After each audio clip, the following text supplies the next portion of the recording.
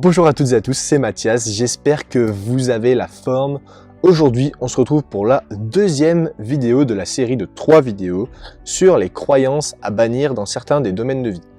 Donc, dans la première vidéo, on avait vu que au niveau de la santé, il y avait 4 croyances qui n'étaient pas, qui étaient totalement fausses sur la santé. Si vous n'avez pas vu la vidéo, je vous la mets en description, vous avez juste à aller la voir. De toute façon, si vous ne voyez pas les vidéos dans l'ordre, ce n'est pas grave, elles concernent chacune un domaine de vie.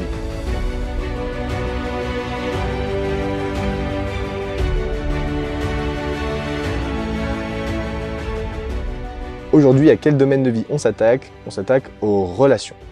Les relations, ça concerne vos relations au travail, vos relations amicales, vos relations familiales, mais aussi vos relations amoureuses. La première croyance montre que 10% des divorces se terminent à cause d'elle. Cette croyance, c'est tout simplement que je ne mérite pas d'être heureux.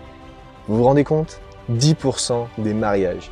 Mais qui ne mérite pas d'être heureux, s'il vous plaît? Tout le monde mérite d'être heureux. Tout le monde. Ici, on parle bien d'être heureux en amour. Tout le monde mérite d'être heureux en amour. Et pour trouver cet amour et surtout le garder, il faut absolument éradiquer cette croyance que vous ne le méritez pas. Éradiquez cette croyance, vous le méritez. Vous êtes une personne extraordinaire, vous voulez avoir une vie extraordinaire et vous méritez de vivre avec une personne qui vous rend heureux et que vous rendez heureux également. Cette croyance va vous tirer vers le bas et va entraîner votre couple dans une débandade de mauvais événements, de mauvaises pensées, de mauvais comportements. C'est une des pensées les plus néfastes pour un couple. Se dire qu'on ne mérite pas d'être heureux, c'est super néfaste. Parce qu'on n'est pas dans l'attention, on n'est pas pleinement investi dans la relation avec l'autre, parce qu'on est centré déjà sur soi. Donc il y a énormément de choses qui sont mauvaises à penser qu'on ne mérite pas d'être heureux en amour. Donc je vous invite vraiment à retirer cette croyance. La deuxième croyance, c'est de se dire que toutes les personnes qui sont les bonnes, donc toutes les bonnes personnes sont déjà prises. Mais il y a des millions de célibataires sur cette planète, il y a plein de personnes qui se disent la même chose que vous, vu que c'est une croyance d'ailleurs qui est limitante. C'est une croyance, donc vous n'êtes pas le seul à le penser, si vous le pensez. Et il y a même un mythe qui s'est formé autour de ça, comme quoi à attirer la personne idéale, c'est complètement surréaliste et que personne ne peut attirer la personne idéale, mais c'est faux. Vous pouvez l'attirer, cette personne idéale, mais pour ça, il ne faut pas que vous vous mettiez de propres barrières, il faut que vous soyez ouvert à des rencontres, il faut que vous sortiez, il faut que vous soyez ouvert socialement. Après, c'est des choses qui sont des stratégies de séduction, des stratégies sociales, de communication. C'est des choses à mettre en place qui peuvent attirer la personne. Il suffit juste, comme dans chaque chose, dans chaque département de vie, il suffit de prendre connaissance de ce qui marche, de prendre les stratégies, d'emmagasiner, d'en faire des compétences et ensuite de les appliquer. Et vous attirerez la bonne personne à votre vie.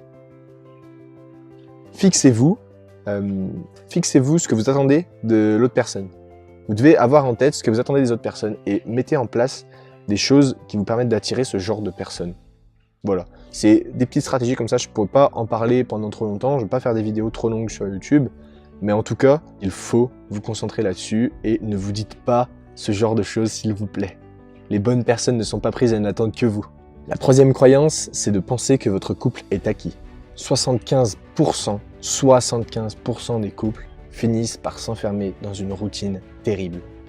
La routine, c'est terrible. Et pour en sortir, il faut toujours vous dire que votre partenaire n'est pas acquis.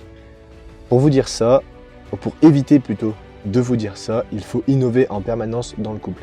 Il faut faire des activités ensemble, il faut chercher à sortir de sa zone de confort ensemble, il faut mettre en place des activités, pareil, des stratégies, des compétences ensemble.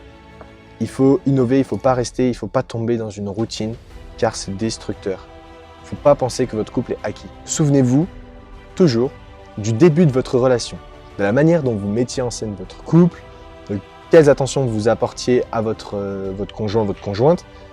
C'est important. Parce que ça entretient le couple et ne soyez pas ensemble juste parce que vous avez 2 enfants et que le divorce c'est compliqué et que vous aimeriez aller voir ailleurs. Non, ailleurs ça sera pas mieux.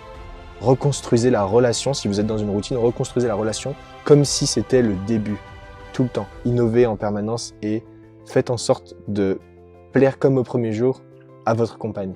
ou à votre compagnon. Et la dernière croyance à bannir, c'est le fait de penser qu'on va être rejeté, qu'on ne va pas être à la hauteur en face des personnes qu'on aborde ou qu'on aimerait séduire.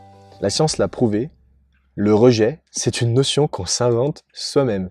Est-ce que vous avez vraiment été rejeté par la personne, ou est-ce que la personne n'était simplement pas disponible, ou elle n'avait pas le temps, ou elle n'a pas compris quelque chose, ou vous avez mal compris son message? Le rejet, c'est quelque chose qui existe. Ça existe, mais c'est beaucoup moins fréquent que ce qu'on veut se faire croire. Et il ne faut pas croire que vous allez être rejeté avant d'avoir essayé. Le fait d'avoir... Je vais vous raconter une petite histoire. La vidéo ne sera pas plus longue, je termine sur cette histoire. C'est l'histoire d'un collégien qui était plein de boutons, il était tout boutonneux et il s'aimait pas, il n'arrivait pas à s'aimer. Et un jour, il n'arrivait pas à aborder les filles, il était timide. Et un jour, il va à une soirée et la plus belle fille du collège vient le voir et lui dit « Excuse-moi, mais je te trouve vraiment trop beau. Voilà, est-ce que tu veux danser avec moi? Je te trouve super beau. » Et ce jour-là, sa propre estime de ce garçon a augmenté à un tel point qu'après, il n'a plus eu peur, il était plus timide d'aborder des filles parce qu'il savait qu'il avait déjà plu à une des plus belles filles de son entourage. Ça ne vous arrivera peut-être pas, ou peut-être que ça vous est arrivé, mais il suffit d'une expérience qui vous fait remonter votre estime et cette croyance disparaît. Donc, dites-vous que c'est maintenant. Là, vous voyez, vous regardez dans le miroir et c'est à vous que vous plaisez.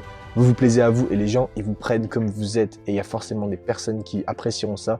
Et soyez naturel. Voilà, donc cette croyance aussi, le fait de ne pas être à la hauteur, on la balaye. Voilà, donc comme toujours, les questions dans les commentaires. Je vous invite à vous abonner, à partager la vidéo avec au moins une personne qui a besoin de voir cette vidéo. Je suis sûr que vous connaissez une personne qui aurait besoin de ces conseils. Et sinon, vous pouvez également partager avec tout votre entourage, toutes les personnes que vous connaissez. C'était Mathias, à la prochaine.